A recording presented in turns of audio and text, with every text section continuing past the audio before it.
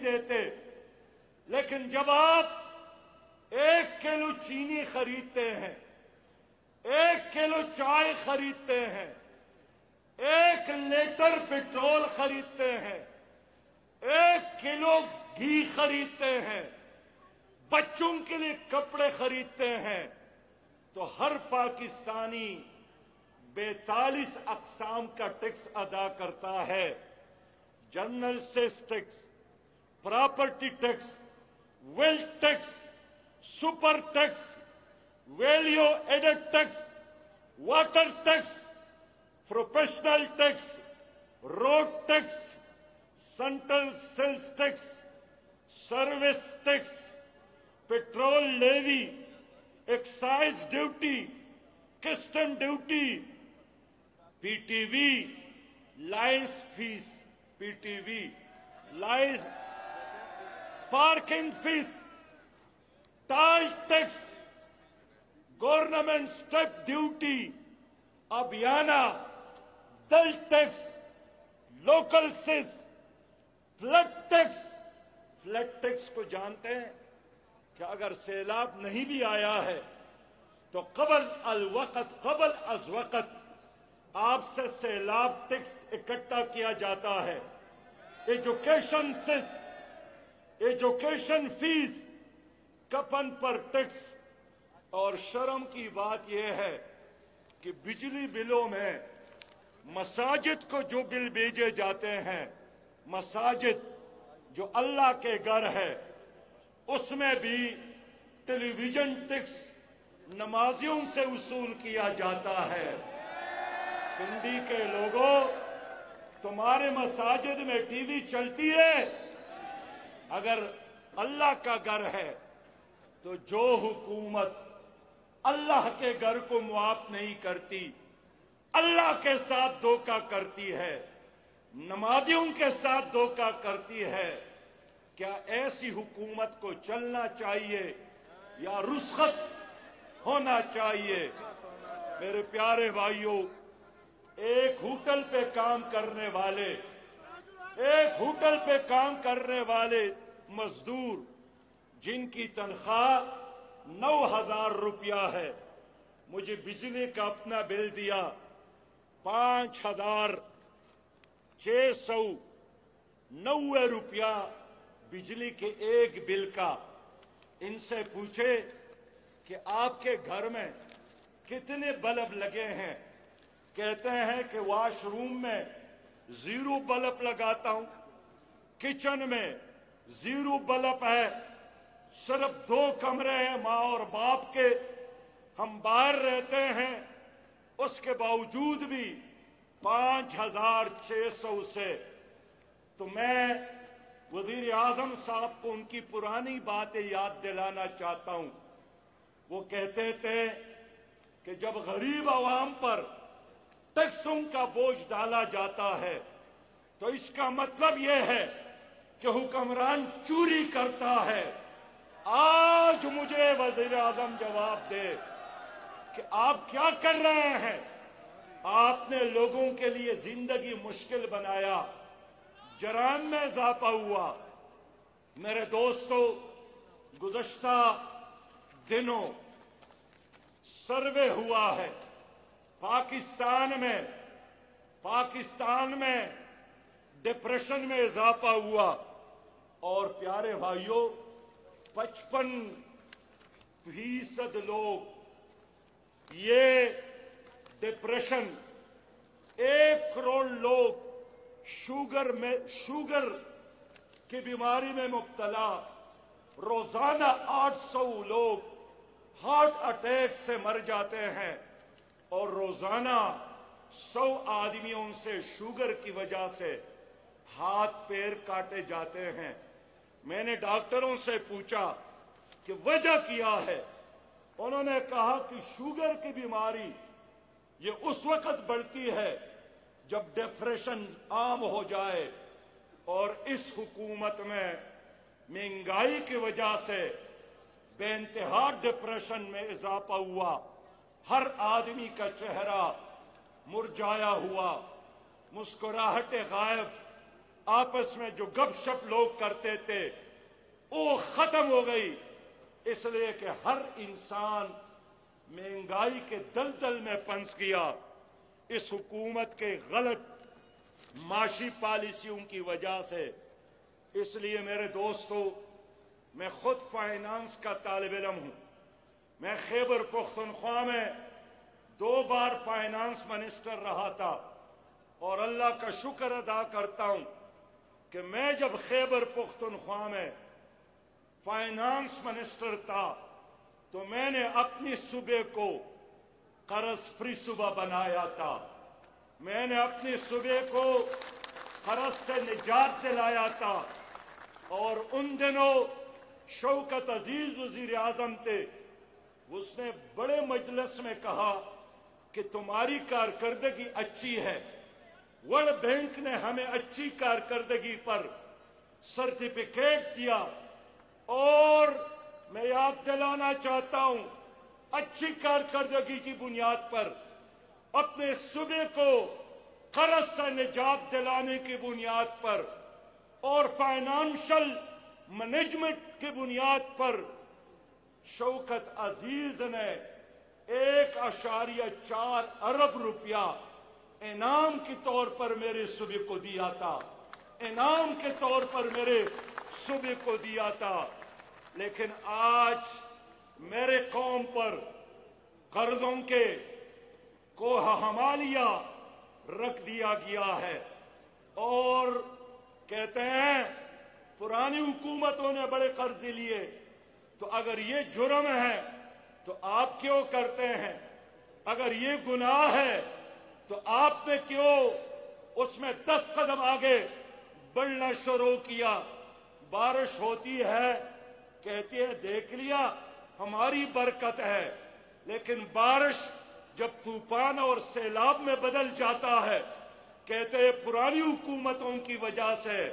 میرے پیارے بھائیوں اور دوستوں، میں اس لیے یاد دلانا چاہتا ہوں، جناب عمران خان نے کنٹینر پر کھڑے ہو کر 1000 بار قوم کے ساتھ وعدہ کیا تھا کہ میں 1 کروڑ نوجوانوں کو روزگار دوں گا، اور آج 10 مہینوں میں 5 لاکھ سے زیادہ نوجوان بے روزگار ہو گئے۔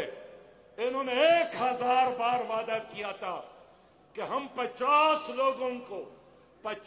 لاکھ لوگوں کو نئے گھر بنا کر دیں گے، لیکن جن کے ساتھ اپنے گھر ہیں وہ گھر چھوڑنے پر مجبور ہو گئے ہیں، جھوٹ بول رہے تھے۔ میرے نبی مہربان سے ایک صحابی نے پوچھا کہ کیا مومن شرابی ہو سکتا ہے؟ فرمایا کہ ہاں ممکن ہے۔ پوچھا کیا مومن چور ہو سکتا ہے؟ انہوں نے کہا کہ ممکن ہے۔ کیا مومن بدکار ہو سکتا ہے؟ انہوں نے کہا کہ ہاں ممکن ہے۔ پوچھا کیا مومن جھوٹا ہو سکتا ہے؟ نبی مہربان نے فرمایا کہ مسلمان سب کچھ ہو سکتا ہے، جھوٹا نہیں ہو سکتا ہے۔ یہ حکومت جھوٹے لوگوں کی حکومت ہے، جھوٹے وعدے اور جھوٹے لوگ، اور یہی وجہ ہے کہ آج ہمارے ملک میں جو بدحالی ہے، کوئی طوفان، کوئی جنگ مسلط نہیں ہوا۔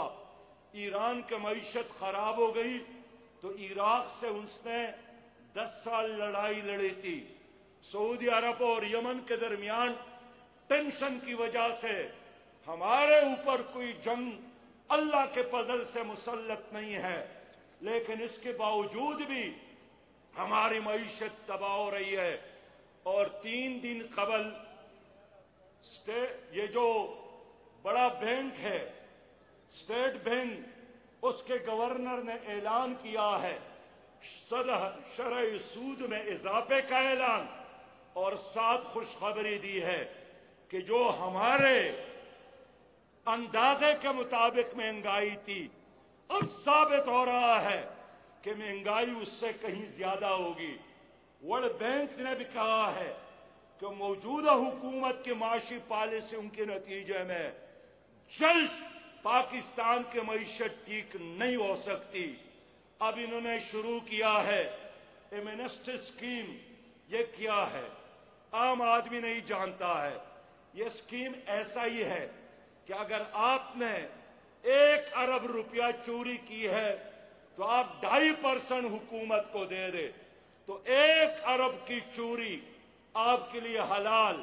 मैं ऐलान करता हूं कि जिन लोगों ने 2.5% हुकूमत को देकर अपनी चोरी को हलाल समझा है, हमारी हुकूमत आएगी, हम इन तमाम केसेस को दोबारा रीओपन करेंगे और एक एक पाई का हिसाब किताब मैं आपसे करूंगा। मेरे प्यारे भाइयों, इस हुकूमत ने ऐलान किया था कि हम तालीम याफ्ता कौम बाहर से लाएंगे, तालीम पर खर्च करेंगे। लेकिन इस हुकूमत ने तालीम के दरवाजे गरीब के लिए बंद किए हैं, और इसलिए बंद किए कि इन वज़रा के बच्चे, वज़ीर आज़म साहब के अपने औलाद, ये सारे लोग इनकी औलाद यहां नहीं पढ़ते हैं, बाहर के तालीमी इदारों में है। मैं बाहर पढ़ने के लिए जाना नाजायज नहीं समझता हूं, लेकिन मैं जरूर कहना चाहता हूं कि कम अज कम वज़राए तालीम के लिए सूबाई वज़ीर हो या वफाकी वज़ीर तालीम हो, उनके लिए जरूरी है कि उनके अपने बच्चे सरकारी तालीमी इदारों में पढ़े, ताकि हमारे सरकारी तालीमी इदारे बेहतर बन जाए। न उसमें वॉशरूम है, न उसमें पंखा है, न उसमें साफ पानी है। उनका रिजल्ट भी हर साल खराब से खराबतर होता जा रहा है।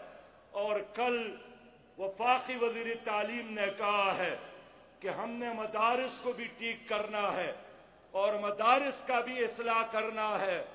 जनाब वज़ीर तालीम साहब, सबसे पहले तो अपनी इस्लाह करे, उन तालीमी इदारों को ठीक कर ले जिनका आप वज़ीर तालीम है। आपने सरकारी तालीमी इदारों का भी बेड़ा गर्क कर दिया है और अब दीनी मदारिस का भी बेड़ा गर्क करना चाहते हो। कभी भी दीनी मदारिस की तरफ तुम इजाजत नहीं देंगे कि उनकी तरफ कदम बढ़ाए या उनकी तरफ हाथ बढ़ाए। ये मसाजिद, ये मदारिस, ये कौम की है। तुम्हारे लिए ठीक करने के बहुत सारे काम मौजूद है।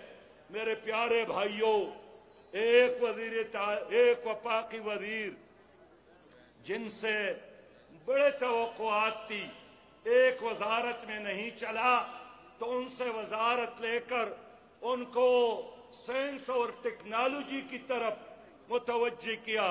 अब वो मरीख की तरफ सफर पे है, जनाब फवाद चौधरी साहब।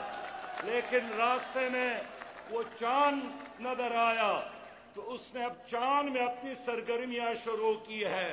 अब वो तसव्वुफ की तरफ भी जा रहा है कि रूहानी सुरूर और सुकून के लिए जिक्र और फिक्र की बजाय 1100 नए सिनेमा हॉल तामीर करना चाहते हैं। बाबा, लेबॉर्ट्री बनाओ, लाइब्रेरी बनाओ, स्कूल बनाओ, कॉलेज बनाओ, कोई तजर्बागाह बनाओ। एक नहीं, हमें 1000 डॉक्टर अब्दुल कदीर खान जैसे साइंसदानों की जरूरत है। फनकार और अदाकार अपनी जगह पर, लेकिन वफाकी मिनिस्टर कहता है कि 1100 की तादाद में सिनेमा घरों की जरूरत है, इसलिए कि वो समझता है कि कौम का अहम मसला ये सिनेमा घर की तामीर है। मेरे प्यारे भाइयों और दोस्तों, इसलिए 1 साल गुजर गया, हमारी असेंबली में यह फैसला नहीं हुआ कि मौजूदा हुकूमत इलेक्टेड है या सेलेक्टेड है। ना कौमी असेंबली में फैसला हुआ, ना सीनेट में फैसला हुआ। लेकिन चले, आज पिंडी के मजमे से मैं पूछना चाहता हूं कि ये हुकूमत इलेक्टेड है या सेलेक्टेड है? नहीं, मैं पूछना चाहता हूं मैं फतवा देना नहीं चाहता। मैं अपनी तरफ से कोई बात आप जवाब दे दे कि ये हुकूमत इलेक्टेड है या सेलेक्टेड है।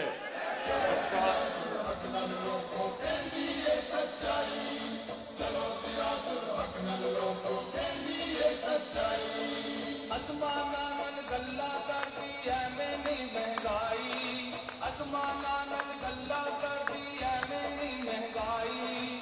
घट किसे ना कीती यारो, घट किसे ना कीती यारो, रच के लुट मचाई।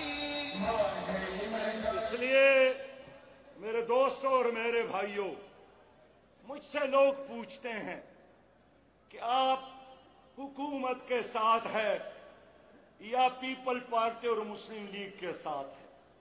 सहाबी भी पूछते हैं, आम लोग भी पूछते हैं। मैं कहना चाहता हूं कि ये जो मौजूदा हुकूमत है, इसमें 75% लोग परवेज मुशर्रफ के काबीने के हैं और बाकी पीपल पार्टी और एमकेएम के लोग हैं। इसलिए मैं ऐलान करना चाहता हूं कि हम इस हुकूमत को भी निजाम का तसलसल समझते हैं, हम इस हुकूमत को भी स्टेटस को समझते हैं, हम इस हुकूमत को भी पीपल पार्टी, परवेज मुशर्रफ और एमकेएम का एक मजमुआ, एक मुसाफर खाना समझते हैं। इसलिए मैं इन दोनों के साथ नहीं हूं, मैं अवाम के साथ खड़ा हूं, मैं मजदूरों के साथ खड़ा हूं, मैं किसानों के साथ खड़ा हूं, मैं तलबा के साथ खड़ा हूं, मैं नौजवानों के साथ खड़ा हूं। मेरे दोस्तों और मेरे भाइयों, इसलिए इस हुकूमत से जिन लोगों ने तौक़ुआत वाबस्ता किए थे, जिन लोगों ने लाया था, वो भी शायद खुशफहमी में थे और उनका ख्याल था कि कायम करेंगे, 2, 3, 4 महीने चलाएंगे, फिर ये खुद ब खुद चलेगी। इसलिए इमरान साहब ने फरमाया था कि मुझे मईशत ठीक करने के लिए 100 दिन दे दो, और उनके सरपरस्तों ने फरमाया था कि 6 महीने इंतजार करो। अब तो 1 साल हो गया है। अब देखिए, यहां माए और बहनें भी हैं, एक बच्चा भी 9 महीने का हो जाए, वो भी फिर अपने पांव पर चलना शुरू कर देता है। इस हुकूमत के 1 साल गुजरने के बावजूद भी अब भी घुटनों की बल ये चलती है और ये बीमार हुकूमत है। 5 साल बाद भी ये अपने पांव पे खड़ा नहीं हो सकती है।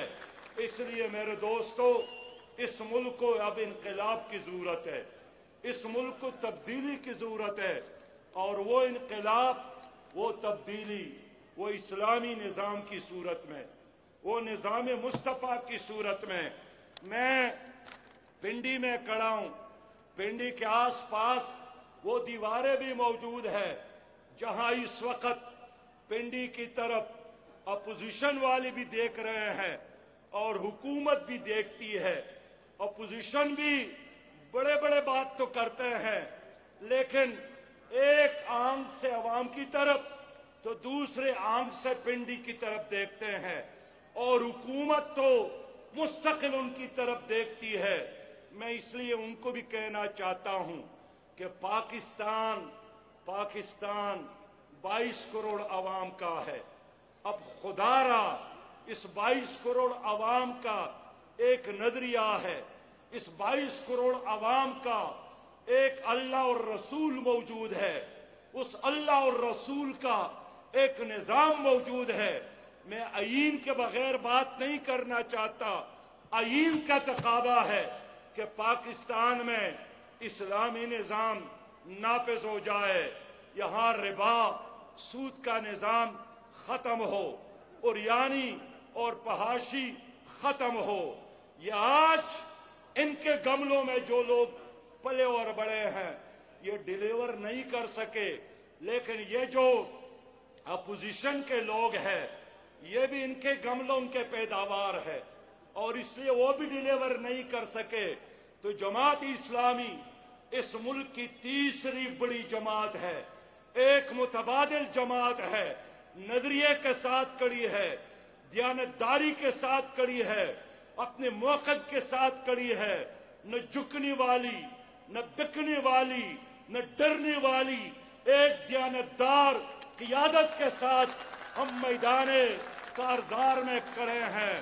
میں اس لیے کہنا چاہتا ہوں کہ اللہ تعالیٰ نے ہمیں موقع دیا تو ہم اس ملک کو ویلفیئر اسلامی ریاست بنائیں گے۔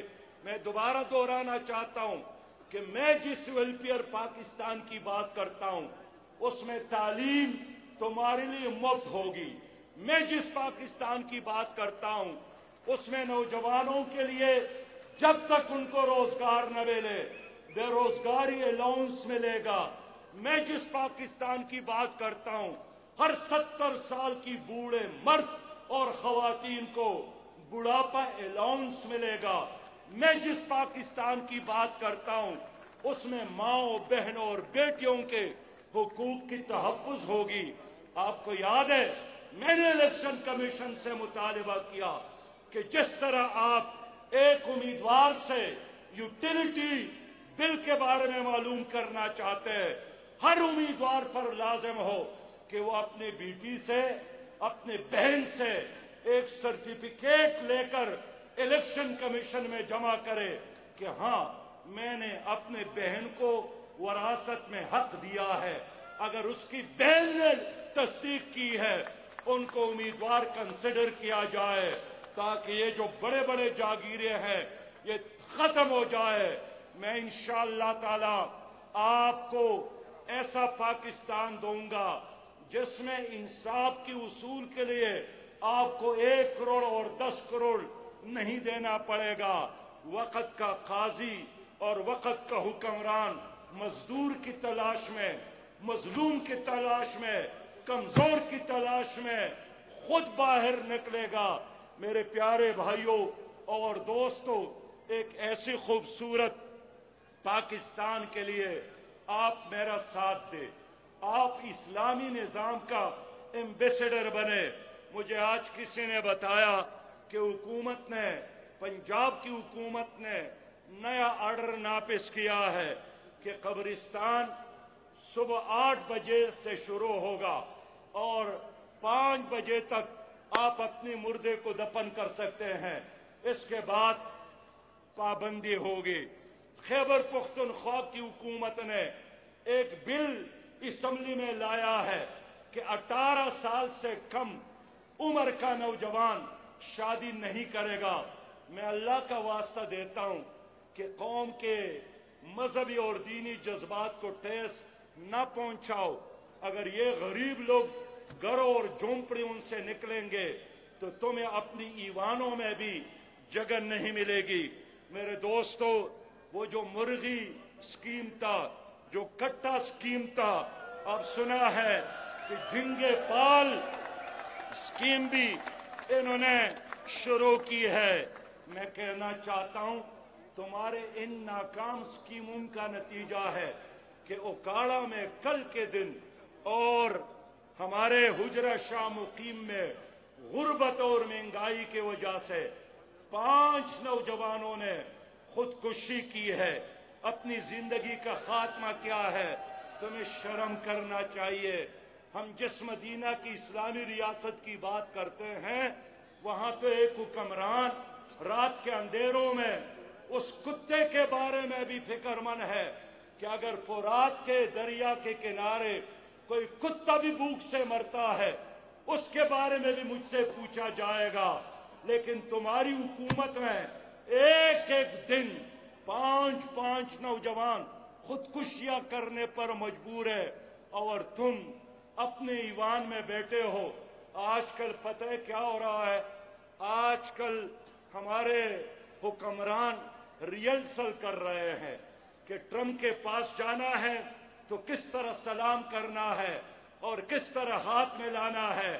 تو میرے دوستوں اور میرے بھائیوں، اس طرح جس طرح کوئی خدا کے پاس نعوذ باللہ، میں سمجھنا چاہتا ہوں کہ کل ان کے جانے سے پہلے ٹرمپ نے सरगोदा के एक कादियानी को बुलाया, 15 मिनट उनकी बात सुनी, 15 मिनट उनकी बात सुनी और उसने कहा ट्रंप को कि मैं अमेरिका में मुसलमान हूं, लेकिन जब मैं पाकिस्तान जाता हूं तो वहां मैं गैर मुस्लिम बन जाता हूं, मुझ पे जुल्म हो रहा है। मैं कहना चाहता हूं ये हादिसाती और एक्सीडेंटल एक्शन नहीं है, इसके पीछे इस मुल्क में कादियानियों के लिए जगह बनाना, कादियानियों के लिए स्पेस बनाना, कादियानियों के लिए माहौल बनाना एक घिनौनी साजिश है। लेकिन हम खबरदार करना चाहते हैं कि हम नामूस रिसालत पर कस मरने के लिए तैयार है इंशाअल्लाह ताला, लेकिन किसी बैनुल-अक़वामी दबाव में आकर हम इंशाअल्लाह ताला कादियानों को अपने मुल्क में, हां वो अपने आप को गैर मुस्लिम, आप अमीर जमात जो बात कर रहे हैं इस बैनुल-अक़वामी एजेंडे की, जहां तक मेरी आवाज पहुंचे आपने जवाब देने, गुलामी रसूल में नहीं, इससे जरा 3 गुना आवाज मुझे चाहिए। गुलामी रसूल में अमेरिका का जो यार है, जो बिकने पर तैयार है, तो मैं कहना चाहता हूं कि मिर्जा शकूर का सरगोदा से वहां पहुंचना और 15 मिनट ट्रंप के साथ मुलाकात करना, यह आलमी इस्लाम के खिलाफ, यह नामूस रिसालत के खिलाफ, पाकिस्तान के खिलाफ साजिश है। हम इंशाअल्लाह इस साजिश को नाकाम बनाएंगे। आखिरी बात कहकर और वो ये कि अगर जनाब इमरान खान साहब 22 तारीख को ट्रंप से मिलने जा रहे हैं और उनके लोग बड़े खुश हैं, तो मैं पूछना चाहता हूं कि तुम्हारा एजेंडा क्या है? क्या वो एजेंडा है कि अफगानिस्तान से नेटो अफवाज को किस तरह बखैर और आफियत वापस निकाला जाए, या ये एजेंडा है कि पाकिस्तान के बेटी डॉक्टर आफिया को वापस लाया जाए? मैं कहना चाहता हूं जिस तरह रेमंड डेविस पूरे एजाज के साथ पाकिस्तान से अमेरिका गया है, उसने यहां 3 आदमियों को दिन के रोशनी में कत्ल किया।